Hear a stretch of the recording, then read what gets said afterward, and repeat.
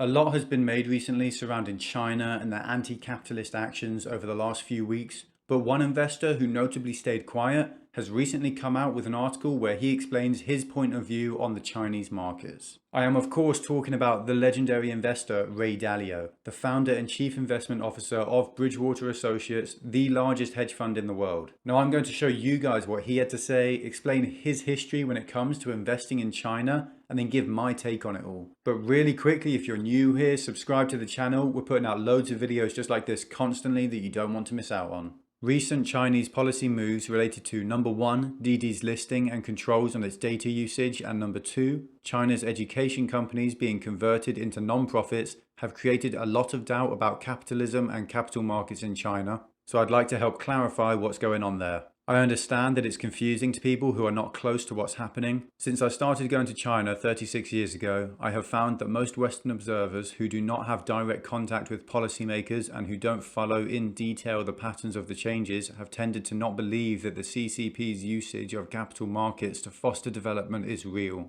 They interpret moves like these 2 recent ones as the Communist Party leaders showing their true anti-capitalist stripes, even though the trend over the last 40 years has clearly been so strongly towards developing a market economy with capital markets. With entrepreneurs and capitalists becoming rich, as a result, they've missed out on what's going on in China and will probably continue to miss out. In this case, the policymakers signaled to DiDi that it might not be best to go ahead with the listing, and they understandably want to deal with the data privacy issue. In the case of the educational tutoring companies, they want to reduce the educational inequality and the financial burden on those who are desperate to have their children have these services but can't afford them by making them broadly available. They believe that these things are better for the country even if the shareholders don't like it. So Ray Dalio basically started off by saying that over the last 40 years, China has had a relatively capitalistic market that has allowed innovation and development to take place. And it's also allowed capitalists to build businesses and become fantastically wealthy, and he is right. China has allowed bright people like Jack Ma to build companies and make themselves and everyone else far richer. Dalio then pointed out that most Western investors have never really believed this to be the case, and as a result they have missed out on some great returns. But this is just not true, and we can show that very easily. Warren Buffett invested in BYD, a Chinese auto manufacturer, just over a decade ago, and he turned a few $100 million into around 10 billion. SoftBank's Vision Fund and its figurehead Masayoshi Son infamously invested in Alibaba and made themselves billions in the process. Cathie Wood has invested in China, Charlie Munger has invested in China. So if all these infamous, hugely successful investors have actually been investing in Chinese companies, why did Dalio try to tell us otherwise? Well, the truth is, only he knows, but there are some things that give us an idea as to his motives. Last year, Bridgewater Associates, Ray Dalio's hedge fund, released their brand new China fund, which obviously invested in Chinese companies. Now, it's easy to forget this, but Dalio is a salesman and he is constantly trying to sell his product, his funds, to customers or investors. I think he knows that millions of people are going to see what he just said,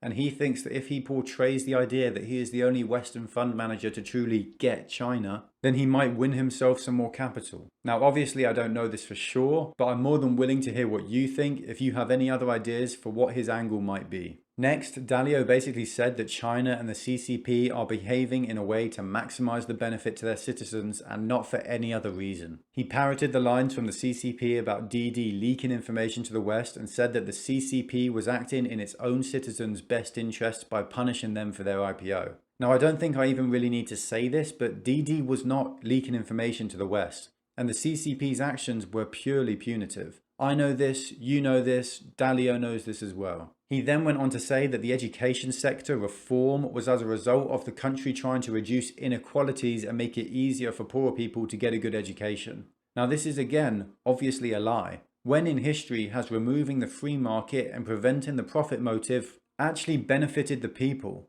On top of that, how on earth does banning foreign tutors from teaching Chinese children help inequality? Why would the CCP want to stop foreigners from being teachers if not for sinister reasons? The CCP is very clearly trying to use education as propaganda in order to make sure the children are being taught what they want them to learn and not Western values like democracy and freedom of speech. I really hate to say it, but it is at this point of hearing what Dalio has to say that you should be asking questions like, why is he lying to our faces, and why is he regurgitating the Communist Party's statements? But if you want to hear him out more, then don't worry, there's more to come. I remember a number of such analogous misinterpretations. For example, I remember how the Chinese retail investor bubble bursting led to government stock buying and the government trying to manipulate the market for a while. I also remember the Chinese currency plunge in 2015 to 16 resulting from the People's Bank of China widening the band and how that led to many investors pointing to these developments as evidence that policymakers were turning away from developing capital markets. Some skeptical investors looked at these moves as inappropriate anti-free market interventions,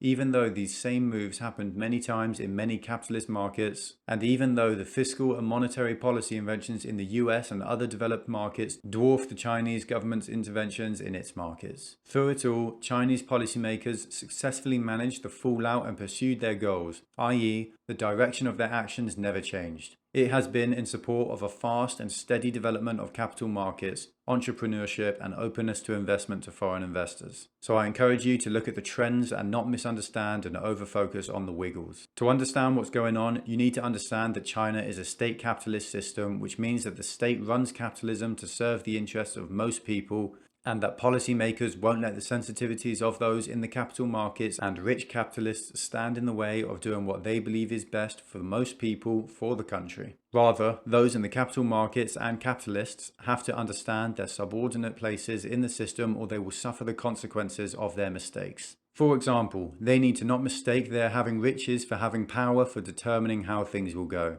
You also need to understand that in this rapidly developing capital markets environment, Chinese regulators are figuring out appropriate regulations, so when they are changing fast and aren't clear, that causes these sort of confusions which can be misconstrued to be anti-capitalist moves. Also, you need to understand that the global geopolitical environment changing leads to some changes. You can see that reflected in the US government's policy shifts, such as A, changing its policies about Chinese companies' listings in the United States, and B, threats to prohibit American pension funds from investing in China. Assume such things will happen in the future and invest accordingly, but don't misinterpret these wiggles as changes in trends and don't expect this Chinese state-run capitalism to be exactly like Western capitalism. Having said that, I do think it is unfortunate that Chinese policymakers don't publicly communicate the reasoning behind their moves more clearly. As for investing, as I see it, the American and Chinese systems and markets both have opportunities and risks and are likely to compete with each other and diversify each other. Hence, they both should be considered as important parts of one's portfolio. I urge you to not misinterpret these types of moves as reversals of the trends that have existed for the last several decades that let you scare you away. So what did Ray Dalio tell us there?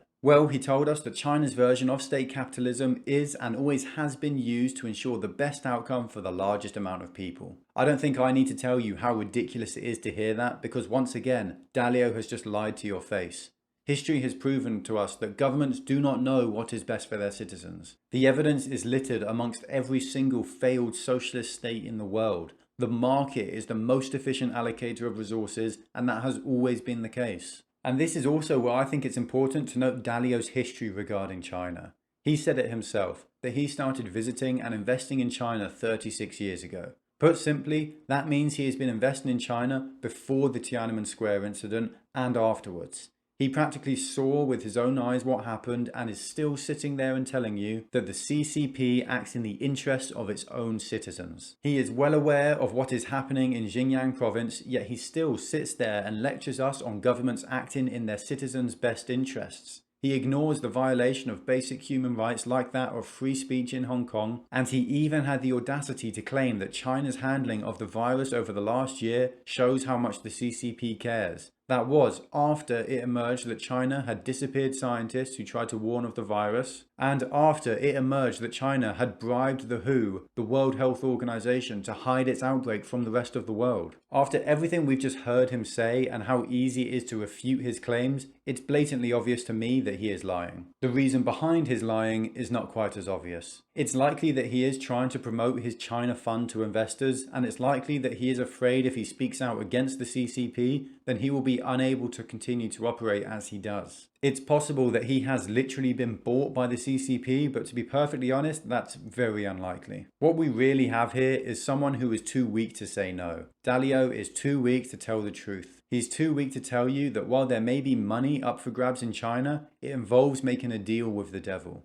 And the truth is, this sort of thing is happening to me right now. Since starting to talk about China, the CCP and their actions, my ad revenue from YouTube has dropped by 60%. If I were just to make my usual videos to ignore what's going on in China, I would be making a lot more money right now. But sometimes there are more important things than money. If you're new to the channel and you enjoyed this video, then make sure to subscribe. If you want to help me out and help spread the word, then consider liking the video and leaving a comment, and YouTube will do its part by pushing this video out to more people just like you. There are links down below in the description where you can get a guaranteed free $25 from crypto.com, up to $250 in free Bitcoin from BLOCKFI, and up to $2,300 in free stocks from Webull. There's also a link to my favorite brokerage called eToro that you can check out as well. Thanks for watching. Until next time.